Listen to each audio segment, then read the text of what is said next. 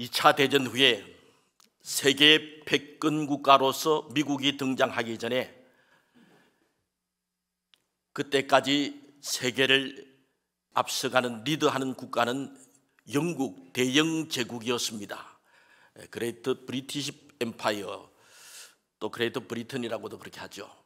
근데 저 영국은 각 지도에 지금 세계 지도가 나타나고 있습니다만 빨간 표시가 된 것이 영국의 식민지였습니다.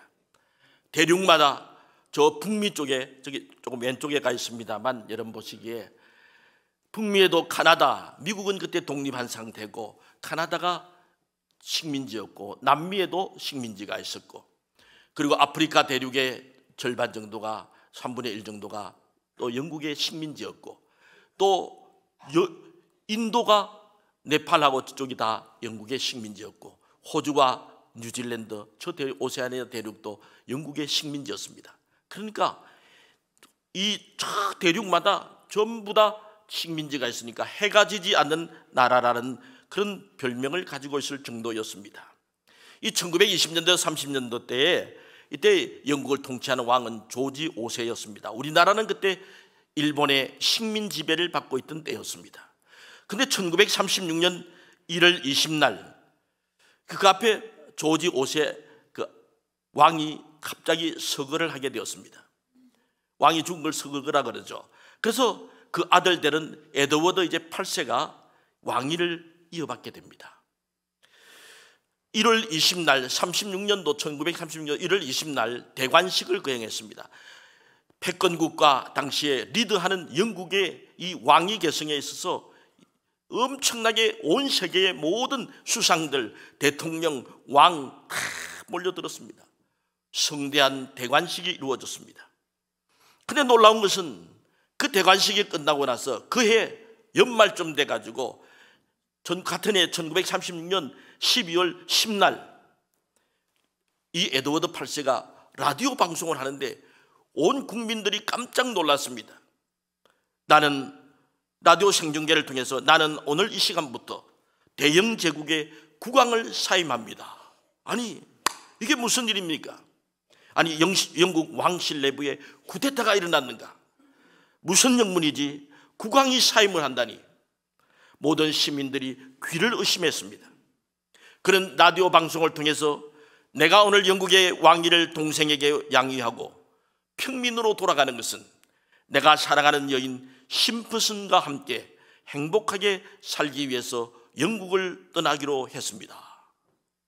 다른 이유가 아니었습니다. 에드워드 8세가 급작스럽게 그 아버지의 죽음으로 인해 가지고 본인이 이제 43세의 나이에 그때까지 결혼을 하지 않은 싱글이었습니다. 이 왕위를 물려받았는데, 그러니까 수많은 영국의 귀족 가문의 자제분들, 그리고 미스버 영국 이런 사람들, 얼마나 많은 처녀들이 야, 저 왕비의 자리를 우리가 했으면 좋겠다, 얼마나 사모하는 대상이 되었겠습니까? 근데 정작 이 에드워드 8세는 영국 사람 같은 국민도 아니고 저 미국의, 영국 사람들은 미국 사람들을 조금 낮춰보는 그런 경향이 있었거든요.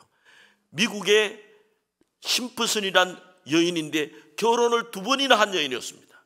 그 사람을 자기의 아내 왕비로 맞이하겠다는 것입니다. 왕실이 반대를 합니다. 또 영국의 총리도 반대를 합니다. 의회가 반대합니다. 그러니까 도저히 이 벽을 뚫을 수 없다. 그러면 차라리 나는 결혼을 위해 가지고 왕위를 내어놓겠다고 방송 연설을 한 것입니다. 세상에 국왕의 자리를 어떻게 이 한 여인을 위해서 버릴 수 있다는 말씀입니까? 상상도 할 수 없는 일이죠. 근데 그는 정말 왕위를 버리고 프랑스로 가게 됩니다. 가서 이제 윈저공이라는 왕에서 윈저공이라는 조금 낮춰가지고 그래서 부르게 되며 평생을 해로하게 됩니다. 사랑하는 여러분, 제가 오늘 이 말씀을 드리는 것은 왕위를 버리고 사랑하는 여인을 택한 에드워드 8세의 사랑이 얼마나 대단한 사랑이었겠습니까? 오죽했으면 대영 제국, 그리고 인도에서는 황제로 그리고 총독을 파견해놓고, 저 호주에도 그래서 총독을 파견해놓고 그 황제로 그런 대우를 받는 온 세계의 패권 국가의 최고의 자리, 그 모든 왕위를 내려놓기까지는 얼마나 그 여인을 사랑하기 사였기에 왕관을 버린 그 역사에 아주 그 여인을 사랑해서 왕관을 버린 왕이라 하면 에드워드 8세가 역사에 남는 인물이 되었습니다. 여러분, 이 사랑이 대단한 사랑이죠. 하지만 곰곰이 생각해 보면 우리 예수님의 사랑, 우리가 한번 깊이 생각해 보면 나를 위한 그 사랑은 에드워드 8세의 사랑보다도 더 진하고 더 깊은 사랑 아니겠습니까? 만왕의 왕이신 하나님의 아들이 하늘 영광을 버리시고 낮고 낮은 이 땅에 사람의 모습으로 오시고 결국은 십자가에 못 박혀 달려 죽기까지 하시며 나를 위해서 모든 것을 다 희생하여 주시고 마지막 물과 피를 다 쏟아부으신 그 하나님의 아들 예수 그리스도의 그 사랑을 생각하면 우리는 감사하지 않을 수가 없는 것입니다. 여러분, 오늘 성경 본문의 사도 바울은 그 하나님의 그리스도의 사랑을 깨달은 사람이었습니다. 그래서 그는 고백하기를 나는 나의 나된 것은 하나님의 은혜라고 이야기하고 있는 것입니다. 사실 신약 성경에 나타나는 많은 인물들 가운데서 예수님 다음으로 가장 그런 위대한 인물이 있다고 하면 사도 바울을 꼽을 수가 있을 것입니다. 사도 바울은 그만큼 많이 1차, 2차, 3차 전도 여행을 통해 가지고 선교를 많이 한 사람이 없습니다. 많은 교회를 개척했습니다. 또한 성경에 나타나는 이 후반부의 복음서 이후에 있는 많은 서신서들을 성령의 감동하심으로 말미암아 기록한 사람이었습니다. 그는 복음을 위해서 엄청난 고생을 많이 했습니다. 많은 핍박을 받았습니다. 매맞고 굶주리고 또한 강도의 위험과 바다의 위험과 또한 여러 가지 모든 이제 삶 가운데서 거의 모든 복음을 위한 전하는 모든 삶 가운데서 수많은 고난을 당하고 괴로움을 당했습니다. 그런데 자신의 모든 수고를 되돌아보면 모든 다른 사도들보다도 다른 제자들보다도 위대한 그런 하나님의 사도였습니다만 그는 내 능력으로 한 것이 아니라고 말하고 있습니다. 그는 10절 말씀에 뭐라고 말씀하고 있습니까? 같이 한번 읽어보겠습니다. 시작. 그러나 내가 나 된 것은 하나님의 은혜로 된 것이니 내게 주신 그의 은혜가 헛되지 아니하여 내가 모든 사도보다 더 많이 수고하였으나 내가 한 것이 아니요 오직 나와 함께 하신 하나님의 은혜로라. 내가 한 것이 아니라 나와 함께 하신 하나님의 은혜라고 이렇게 고백하고 있다는 사실입니다.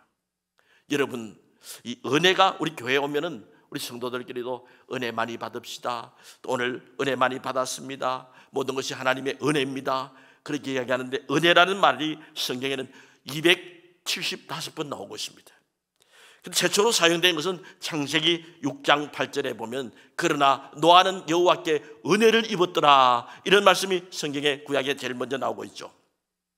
노아 당시에 온 세계가 죄악으로 간장해가지고 가득 차가지고 하나님께서 사람 지으심을 후회하시면서 내가 물로 심판을 해야 되겠다. 그래서 다 세상이 물 심판을 당하고 있을 때 노아의 가족만이 8식구죠. 그 가족만이 구원함을 받았는데 그래서 노아는 하나님께 은혜를 입었더라 이렇게 기록하고 있다는 것입니다. 이 구약에서의 은혜란 말은 은총, 자비, 인자 이런 뜻이 있고 신약에서는 신약의 헬라어로는 카리스라고 이야기합니다. 여기는 기쁨이란 뜻이 있고 또 선물이란 뜻이 있습니다. 이걸 우리가 은혜라는 말은 간단하게 요약해서 말씀드리면 값없이 주시는 하나님의 선물이다. 값없이 주시는 하나님의 선물이다. 그래서 우리가 은혜다, 카리스다 이렇게 이야기하는 것입니다. 그렇습니다. 이 값없이 주시는 하나님의 은혜를 체험한 사람은 그의 삶의 모든 결과를 하나님이 도와주셨다. 하나님이 함께 하셨다. 하나님의 능력이 나와 함께 하셨다. 이렇게 고백하고 있는 것입니다. 사실 이 말은 맞는 말인 거예요. 바울 자신이 한 개인이 어떠한 힘으로 있다면 무슨 힘이 있어서 참으로 그런 모든 귀한 선교의 사명들, 복음의 사역들, 또 귀한 모든 서신서를 기록하고 모든 일들을 감당했겠습니까? 하나님께서 도와주심으로 말미암아 하나님의 능력 가운데서 그 일을 감당한 것 아니겠습니까? 그렇습니다. 하나님의 은혜를 깨닫는 사람들은 살아가는 모든 인생 가운데서 더욱더 하나님을 의지하고 하나님의 도우심을 간구하는 것입니다. 그래서 시편 146편 3절 말씀에는 자 시작, 귀인들을 의지하지 말며 도울 힘이 없는 인생도 의지하지 말지니 그의 호흡이 끊어지면 흙으로 돌아가서 그날에 그의 생각이 소멸하리로다.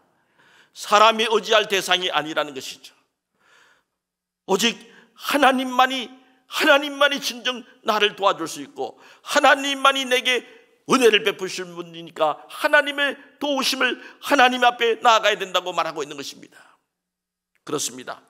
저와 여러분 오늘날까지 살아오면서 수많은 일들을 겪으며 내 인생 달려왔습니다. 그런데 되돌아보면 모든 것이 하나님의 은혜 아니겠습니까? 때로는 인생 삶 가운데 문제도 있었습니다. 어려움도 있었어요. 위기도 있었습니다. 슬픔도 있었습니다. 속상해하던 때도 있었어요. 그런데 그때마다 그러한 순간순간마다 우리 하나님께서 그 어려움 가운데서도 그 모든 일을 감당하게 하셨고 이기게 하셨고 도와주셔서 오늘 저와 여러분이 이 자리에 앉아있는 줄로 믿습니다. 여러분 따지고 보면 저와 여러분이 하나님의 그 값없이 주시는 하나님의 선물을 가장 그 은혜를 크게 받은 자들입니다. 여러분과 저와 여러분이 예수님 믿고 구원받아서 하나님의 자녀가 된 것, 여러분 우리가 어떤 잘나가지고 내가 대단해가지고 무슨 공덕을 많이 쌓았어 아니면 수행을 많이 했기 때문에 우리가 이런 구원을 받고 하나님 앞에서 이런 택함을 받았습니까? 아니에요. 이 모든 것이 하나님의 은혜 아니겠습니까? 과거에 우리는 어떠한 사람이었습니까? 과거에 보면 우리 가운데 참 별난 사람 다 있었을 것입니다. 때로는 하나님이 어디 있느냐고, 또 세상에 뭐 죽으면 끝나는 거지 천국이 어디 있고 지옥이 어디 있느냐고, 그러면서 세상에서 자기가 제일 잘난 사람으로 생각했고 자기가 괜찮은 사람으로 생각했고 자기는 별로 죄가 없이 별 어려운 사람으로 그래도 정직하게 양심껏 살아가는 사람으로 생각했던 우리들이었습니다. 그런데 성령님의 감동하심으로 말미암아 내 자신을 깊이 되돌아보면서 내가 죄인이라는 것을 깨닫게 되고 그 먹빛보다도 더 검은 주홍빛보다 더 붉은 그 죄를 사하여 주기 위해서 하나님의 아들 독생자 예수 그리스도가 이 땅에 오시고 십자가에 죽으심으로 나의 모든 죄의 모든 속량함을 이루어 주셨고 또한 나를 이제 하나님의 자녀로 삼아주시고 나를 천국 백성으로 삼아준 이 모든 것을 생각할 때 여러분 우리 한 사람 한 사람 구원받았다는 것, 이것보다 더 큰 은혜가 어디에 있겠습니까? 저와 여러분이 하나님의 은혜를 제일 크게 받은 줄로 믿습니다. 그렇습니다. 사도 바울의 고백, 나의 나 된 것은 하나님의 은혜라고, 사도 바울뿐만 아니라 저와 여러분들도 마찬가지일 것입니다. 오늘까지 살아온 것이 하나님의 은혜요, 오늘까지 붙들려 쓰임받는 것도 하나님의 은혜요, 내가 예수 믿고 하나님의 자녀가 된 것도 하나님의 은혜요, 천국을 보장받게 된 것도 하나님의 은혜요, 오늘 또 우리 가정을 지켜주시고 우리 자녀들을 지켜주시고 내 직장을 붙들어주시고 나의 사업들을 지켜주시고 이 모든 것도 하나님의 은혜인 줄로 믿습니다.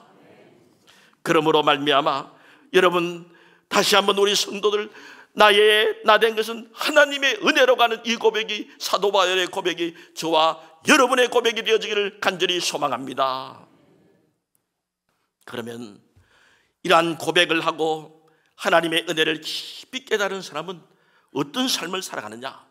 오늘 사도 바울의 모습을 보니까 우리는 참 깨닫는 바가 있는 거예요. 겸손한 삶을 살아가게 되는 것입니다. 9절 말씀에 바울은 어떠한 고백을 하고 있습니까? 자, 9절에 한번 읽어볼까요? 시작. 나는 사도 중에 가장 작은 자. 8절에는 또 뭐라고 말하고 있습니까? 맨 나중에 만삭되지 못하여 난 자 같은 내게도 보이셨느니라. 자신을 많은 사도들 가운데 여러분 사도 바울처럼 똑똑한 사람이 어디 있습니까? 그 가말리엘 문화에서 가만히 있었으면 대제사장에까지 오를 수 있는 아주 인재였습니다. 사도 바울같이 많이 배운 사람이 어디 있습니까? 사도 바울같이 로마의 시민권을 가지고 있는 사람이 어디 있습니까?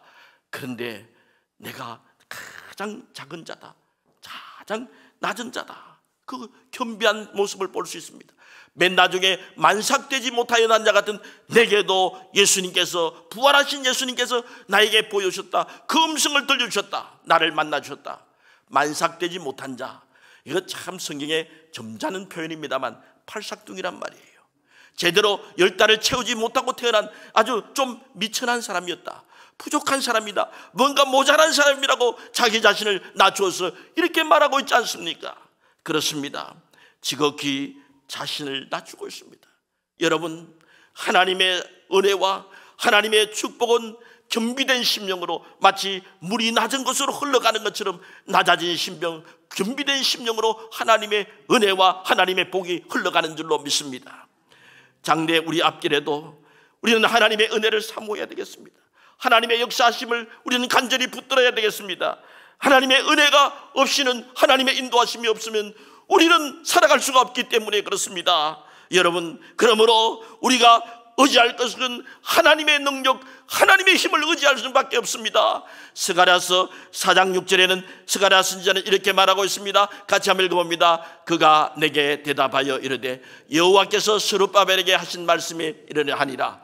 만군의 여호와께서 말씀하시되 이런 힘으로 되지 아니하며 능력으로 되지 아니하고 오직 나의 영으로 되느니라. 우리 옛날 개역 번역에서는 오직 나의 신으로 되느니라. 하나님의 성령, 하나님의 힘, 하나님의 능력으로 되어진다는 말씀입니다. 우리가 아무리 잘하고 우리가 아무리 잘나도 하나님이 역사하지 않으면 아무것도 이루어지지 않습니다. 울어도 안 됩니다. 힘을 써도 안 됩니다. 재능으로도 안 됩니다. 여러분, 여러분의 미래를 여러분이 어떻게 마음대로 좌지우지할 수 있나요? 아니, 여러분의 가정의 자녀들 여러분의 힘으로 어떻게 할 수가 있나요? 할 수가 없어요. 여러분 앞에 닥칠 수많은 문제와 어려움과 모든 고난이나 모든 것들을 우리 힘으로 어떻게 헤쳐나갈 수가 있겠습니까? 여러분, 우리가 내가 할 수 있을 것 같죠? 그런데 실제 만나보고 실제 당해보면은 참 이게 힘들고 어렵다는 것을 알게 되는 거예요. 그러므로 우리는 전적으로 하나님 앞에 나아가며 하나님의 도우심을 구하고 하나님의 은혜를 더욱더 의지하는 우리 성도들이 되어지기를 주님의 이름으로 간절히 소원합니다. 하나님이 도와주셔야 합니다. 하나님이 역사해 주셔야 됩니다. 하나님이 간섭해 주시면 우리는 가능한 거예요. 왜 그렇습니까? 하나님은 전능자시기 때문에 그렇습니다. 하나님은 능치 못하심이 없으시기 때문에 그렇습니다. 말씀 한마디로 천지와 우주와 만물을 창조하신 그 하나님께서 우리에게 은혜를 베푸시고 우리와 함께 하시면 불가능한 것도 가능하게 되고, 내가 도저히 포기하고 좌절된 모든 그런 상황 가운데서도 하나님이 힘주시고 하나님의 능력 가운데 일을 성취할 수가 있고 승리하게 되는 줄로 믿습니다. 그러므로 여러분, 내 모습을, 현재 내 자신을 생각하지 마시기를 바랍니다. 내가 어떤 문제가 있고 어떤 고민이 있고 어떤 아픔이 있고 또한 설령 사망의 줄이 나를 얽매이고 있고 아무리 터널과 같은 캄캄한 모든 그런 상황과 형편이라고 해도 모든 문제가 거미줄처럼 꼬여가 있다 할지라도 하나님의 은혜가 임하게 되면 놀라운 하나님의 역사하심에 모든 문제가 합력하여 선을 이루게 될 줄로 믿습니다. 다른 교회분인데요, 이분이 병원에 진찰을 받았더니 후두암이란 진단을 받았습니다. 그래서 의사 선생님은 빨리 성대 제거 수술을 해야 된다는 거예요. 그러면 말은 못하게 되더라도 생명은 건질 수가 있다. 여러분, 한번 생각해 보세요. 이제 이 수술하고 나면 나 말 못한다, 이렇게만 밖에 못하고 말을 못한다. 얼마나 참 답답하겠습니까? 그래서 이분이 수술 그 시기를 좀 연기를 시켜놓고 그리고 기도원에 찾아갔습니다. 하나님, 어찌하면 좋겠습니까? 목소리를 간직하면서 생명을 유지하는 것은 하나님의 도우심밖에 없는데 하나님 도와주십시오. 하나님 살려주십시오. 그래서 성경책을 꼭 쥐고 그리고 그날 따라 새벽 재단에 새벽 기도를 마치고 그 앞에서 막 붙들고 붙잡고 막 간절하게 기도합니다. 하나님, 살아계시면 한 번만 나를 살려주십시오. 이 병을 고쳐주시면 죽을 때까지 하나님 앞에 충성하겠습니다. 근데 새벽 기도 끝날 때쯤 돼가지고 막 개인 기도를 하고 있는데 자기도 모르게 막 몸이 뜨거워지더라고요. 뜨거운 기운이 목 쪽으로 확 올라오면서, 그러면서 조금 있으니까 의사가 그 이야기를 하니까 수술을 당신 해야 되는데 그렇지 않으면 목소리를 잃어버리든지 그렇지 않으면 생명을 잃고, 그러면서 그 말을 할 때 막 불안하고 마음에 얼마나 수고하고 무거운 짐이 확 눌렀는데 뜨거운 기운이 올라오면서 그러면서 마음이 평안해지더라는 거예요. 그래서 그동안에 아프고 막 통증이 있고 이랬는데 이게 싹 사라지더라는 거죠. 기도원에 내려가 가지고 다시 이제 병원에 가서 검사를 받아왔습니다. 근데 검사해보니까 한쪽 성대가 정상으로, 한쪽은 아직 좀 상처가 있고 회복되었고, 그리고 이제 그 혹이 옆에 있고 그랬는데 그게 사라졌다는 거. 할렐루야. 이런 기적을 체험한 것입니다. 새로운 인생을 그래서 살아가고 있는 것입니다. 여러분, 이건 다른 교회 분이기 때문에 제가 이러면 밝힐 필요는 없을 것 같고요. 우리 교회도 그 역사가 있습니다. 우리 이화자 권사님 친여동생이 피지의 이기순 선교사님입니다. 얼마 전에 제 방에 들어왔어요. 그래서 이제 수술을 예정하고 있고, 그 신장 쪽에 그 충북대 병원에 가가지고 의사 선생님이 당시 그 80%는 암이다. 그래서 여기서 수술해야 되는데 수술 비용까지 이야기한 한 1,000만 원 정도 가고, 그래서 그 좀 서울에 한 번 더 가보겠습니다. 서울에 가서 수술 받으면 더 비싸다. 그러면서 이게 그 진단이 나온 거예요. 그래서 제 방에 찾아왔더라고요. 근데 여러분, 근데 이분이 선교사님 아니세요? 우리 한국에 널좀 이렇게 왔다 갔다 할 수 없는 문제고, 한 번 가면 몇 년 동안 있어야 되고 이런 상황인데, 그래서 얼마나 기도했겠습니까? 하나님이 직접 고쳐달라고. 그래서 삼성 의료원에 갔습니다. 삼성 의료원에 가가지고 이제 찼다고 다 보여주고, 그게 다시 MRI인가? 그걸 다시 이제 또 찍었답니다. 그래서 선생님이 고개를 까우뚱하더랍니다. 내가 보기는 이거 이게 50%도 아닌데, 그러면서 내년 정도에 한번 이거 괜찮다고 그러면서 내년에 1년 후에 와가지고 그 한번 검사를 한번 받아보세요. 제가 선교사이기 때문에 1년 안에 못 들어오고 2년 정도 있어야 됩니다. 이러니까 그럼 그때 오시라고 하면서, 여러분 이거 아니라고, 그래서 여러분 그 자유함을 얻고 그래서 다시 돌아왔습니다. 할렐루야. 돌이켜 생각해 보니까 하나님께서 역사해서 가지고 선교 사역 감당하고 있는데, 수술하고 나면 비용도 비용 들어가고, 그래서 그동안에 또한 입원해 있고 또 고통당하고 선교 사역이 다 맡길 것 아니에요. 하나님께서 역사하시고 하나님께서 기도를 응답해 주시고 하나님께서 암이라고 진단받은 그런 모든 상황 가운데서 수술 날짜까지 다 적응해 놓는데, 그런 상황 가운데서도 하나님께서 역사하셔서 하나님께서 회복시켜 주시고 하나님께서 피하게 하신 줄로 믿습니다. 이런 은혜와 경험을 체험한 사람은 신앙생활이 다른 거예요. 여러분, 대충 믿는 둥 마는 둥 하는 사람은 왜 그러냐? 하나님의 은혜를 체험해 본 경험이 없기 때문에 그렇습니다. 은혜 받은 사람들은 하나님 앞에 열심히 충성합니다. 기도도 열심히 합니다. 하나님 교회 출석도 열심히 합니다. 전도도 열심히 합니다. 여러분, 아무쪼록 우리 모든 성도들이 우리 삶이 하나님의 은혜를 체험하며 하나님을 더욱 의지하면서 하나님 앞에 응답받으며 영광 돌리는 삶이 되어지기를 주님의 이름으로 간절히 소원합니다. 그러므로 하나님의 은혜를 경험하고 하나님의 은혜를 덧입은 사람은 어떠한 상황과 환경과 형편 가운데서도 또한 감사하며 살아가는 거예요. 여러분, 제가 서론에 이야기한 이 심프슨 여사, 이분이 회고록을 나중에 기록했습니다. 그 회고록엔 어떤 내용이 나와 있느냐, 이렇게 기록이 되어져 있습니다. 나는 슬픔이 있을 때마다 남편 에드워드의 희생과 사랑을 생각했다. 나는 잠시라도 슬픔을 가질 자격이 없다고 생각했다.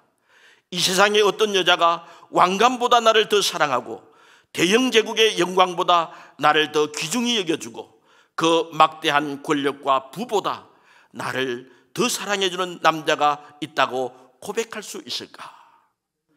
그러면서 왜 이 심프선 여인이라고 해서 외로움이 없었겠습니까? 왜 어려움이 없었겠습니까? 모든 그 시가 쪽에 다 반대하고 국민들이 다 외면하고 손가락질하고 그런 모든 상황 가운데서 그 속상할 때가 왜 없었겠습니까? 하지만 왕위를 버리고 나를 위해서 모든 것을 버리고 나를 택해 준 그 에드워드의 사랑을 생각할 때에 자신의 어려움이나 힘든 것, 이 모든 것은 아무것도 아니라는 고백인 것입니다. 여러분, 사도 바울이 고백했지 않습니까? 그 고백, 하늘 보좌를 버리시고 낮고 낮은 이 땅에 나를 위하여 십자가에 달리신 하나님의 아들 예수 그리스도, 그 사랑, 그 은혜를 생각하면서 그는 스데반의 목까지, 그의 모든 생명이 닿는 순간까지 복음을 위해서 온갖 매를 맞고 고난을 당하고 모든 파선의 위험과 그 고통과 어려움 가운데서도 끝까지 달려가며 나의 나된 것은 하나님의 은혜라고 고백한 이 사도 바울의 고백, 저와 여러분의 고백이 되어질 줄로 믿습니다. 그러므로 여러분, 우리는 어떠한 상황 가운데서도 우리의 은혜 받은 자들로서 우리 신앙생활 가운데 늘 겸비된 자세로, 어떤 상황 가운데 감사하는 자세로, 그래서 오늘 또 이 시간도 하나님의 은혜를 날마다 사모하는 가운데 더욱 겸비된 마음으로 더욱 감사하며 주님을 위해서 헌신을 다짐하며 하나님의 더 큰 은혜와 복을 다 사모하며 기다리는 우리 모든 성도들 되어지기를 주님의 이름으로 축원합니다.